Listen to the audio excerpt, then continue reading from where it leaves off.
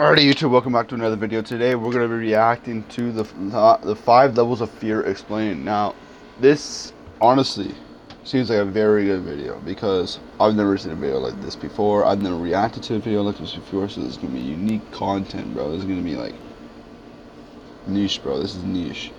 More mysterious than you think. Fear is more mysterious than you think. Why do we know more about the moons in Saturn than we do about this emotion? Sure, the usual explanation is that fear helps us survive, but it's just the fight or flight it's just the fight or flight response, bro. Response baked into our biology. But if that's all there is, then why do we celebrate it? Why do we actively create fear in our lives? Not just once. Nah, because some people get a kick out of it, you know what I mean? Like some people just get like,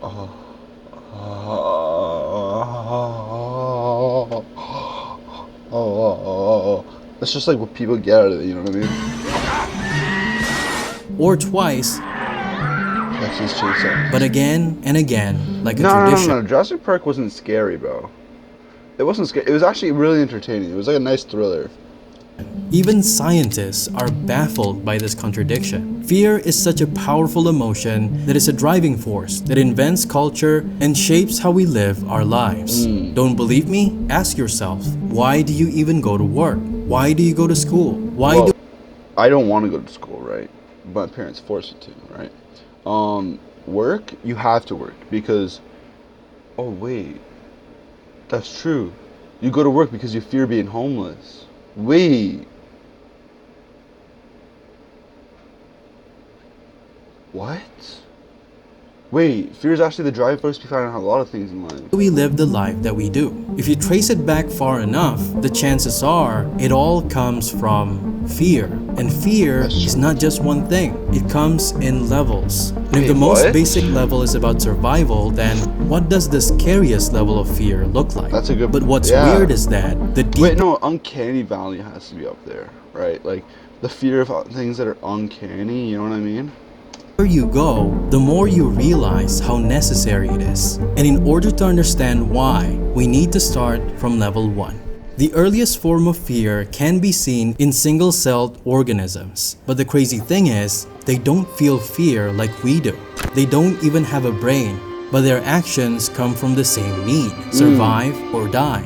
In its most basic form, this is what fear means. That single instinct layered itself into neural networks, into brains, and after over millions of years, eventually into consciousness. This is why the emotion of fear is considered the most ancient. But as we become more advanced, the fear of predators and darkness no longer rule over our lives. But if fear is supposed to protect us over something we need to avoid, then why do we watch horror movies? Isn't that a contradiction? Well, not quite. A psychologist at Arizona State University found that there are 3 types of people who watch horror movies. The first group watches out of curiosity or as a way to test their bravery. The second group hates being scared but still chooses to watch them because they learn something about themselves in the process. And the third group actively seeks horror because it makes them feel alive. So what does this mean? It turns out fear does not just protect us, it also teaches us. And in order to understand how, we need to move to level 2 in order for it all to make sense. The kind of fear that lingers even when the danger is gone. And we call this anxiety. Think of it as the echo of fear, the mind's way of staying alert even when there's nothing left to run from. And strangely, one of the most effective ways to manage it is through the fear itself. In the Netherlands, researchers developed a video game called Mindlight to help children with anxiety. It's a fascinating concept where the game uses EEG to track brain activity, where the calmer the player becomes, the brighter their character's light shines. Darkness becomes the element of fear, and monsters appear to scare the player. But if the player panics, a message appears teaching them how to calm down, how to face the darkness without running away. This is actually a good game. Hold up.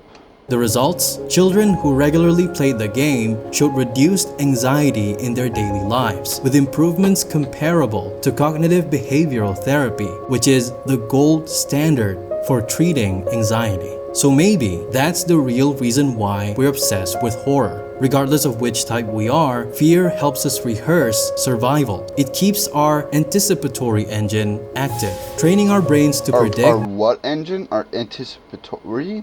What is adapt, that? and stay resilient in uncertainty. That's why in 2020, fans of horror movies showed greater resilience at the height of the pandemic. Because fear does not just prepare us for danger, it helps us live through it. And at the same Bro, you know what's crazy, chat? Is how the pandemic was 7 years ago, man. Well, not the pandemic itself, but the first case of COVID was 7 years ago. Bro, it's actually so crazy to think about now. Bro, like, nah, it's actually wild. height of the pandemic, we invented a new genre of horror, one that fascinated not only the internet but also scientists because it's Liminal unlike space. anything we've ever seen Bro. before. No, it's because it's uncanny, right? It makes you feel like you've already been there. It gives you like a sort of nostalgic treatment. You know what I mean? Yeah, you know what I mean. Images of empty malls, abandoned classrooms, and playgrounds under dim skies began spreading everywhere. Surreal scenes that looked almost I like hate that one. dreams. This aesthetic plays Wait. with nostalgia. Is that the one from like eye Surreal exams? scenes that look Like when you're supposed to look through that peephole and look at the farmhouse. Isn't this it? almost like dreams. This aesthetic plays with nostalgia, but there's always something about it that Okay, though that one's a bit weird. feels terrifying at the same time. It's hard to explain.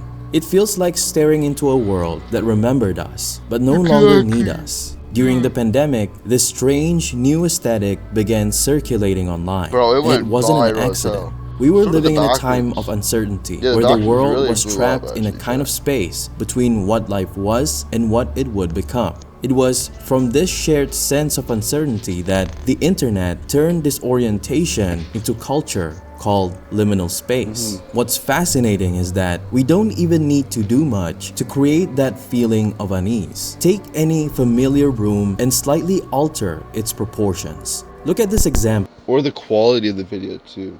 Like if you brighten it up or dim it down, it might. Or like go to the top of your street late at night, right? Take a picture of the street going like looking downwards if you're on a hill, right? And then brighten up the photo. That would look really like disorientating, like uncanny. Two kitchens nearly identical, but in one of them, the scale is wrong, and already something inside us quietly recoils. The same thing happens when we multiply identical decorations in a space, like seeing the same chair clone Oh, okay, that one's a bit. across the room. It's not the kind of terror you feel when someone chases you down a hallway. It's a much more subtler, a whisper in the It's like a familiar fear, you know what I mean? Like it doesn't trigger your flight or fight response. It just sits there and it just sits there. Like you know you're scared, but you don't know how to react. You know what I mean? back of your mind saying, you're not supposed to be here. Believe it or not, this phenomenon was only recently confirmed scientifically in 2022 by researchers from Cardiff University. They found that our brains build internal models of how spaces are supposed to look and feel. When those patterns break, it triggers a prediction error, a kind of cognitive dissonance, where the brain recognizes something as familiar yet simultaneously wrong. And that's what creates the unease. This exact same mechanism appears when we see something that's almost human. To understand why liminal spaces unsettle us, we need to look at a 2019 neuroscience study on the uncanny valley. Okay. What they found is, when robots have human-like features, our likability toward them increases. But before reaching human level of realism, what's peculiar is that the likability drops sharply just before rising again once it reaches a 1-to-1 level of realism. And the activity in our brains mirrors what's happening. The VMPFC, the part of our brain responsible for tracking how much we like these human-like agents, I don't like that. I don't like that one. mirrors that famous valley curve. Meanwhile, the amygdala, the brain's emotional alarm system, predicts whether we'll accept or reject them.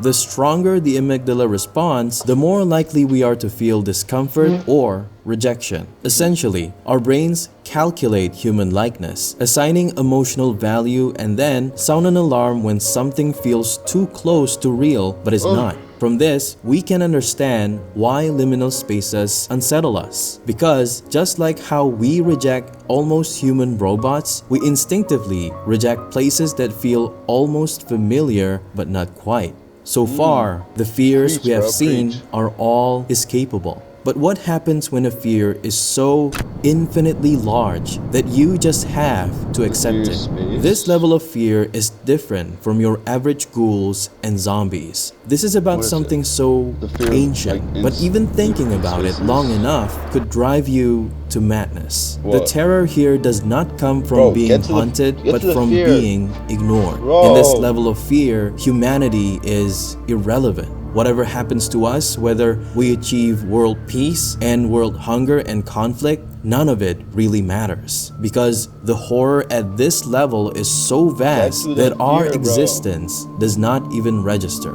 The people in these stories are usually just set pieces, where they don't get to change the outcome. They rarely even understand what's happening. So the conversation about winning or losing is irrelevant. This level of fear is just isolation and dread. A deep, unshakable awareness that you are completely alone in a universe that does not care. A perfect illustration of this horror is in Junji Ito's Uzumaki, a town I actually had a friend who, I actually have a friend who read Uzumaki. He said it was really good though, and he actually recommended it to me. Obsessed with the concept of spirals, where the more they try to understand it, the faster they're swallowed by it. This level of horror comes in two names: Lovecraftian horror and cosmic horror. And it's not a coincidence it's called cosmic horror either, because it hints to the fact that, like all of the previous levels of horror we have seen, this level of horror too is in fact real. You've probably seen those videos showing the scale of the universe, where if we zoom out enough, the Earth becomes a speck like a grain of sand compared to Sahara. But even that is not a close enough example. The observable universe is so incomprehensibly huge that it breaks your brain just trying to hold the idea. It is so massive that even the fastest known object in the universe is considered painfully slow. But why does this matter? Because everything that we see around us, including the stars, requires light. So if it takes billions of years for light to travel to those stars we see in the night sky, then that would mean some of the stars we see in the sky might not even be there anymore.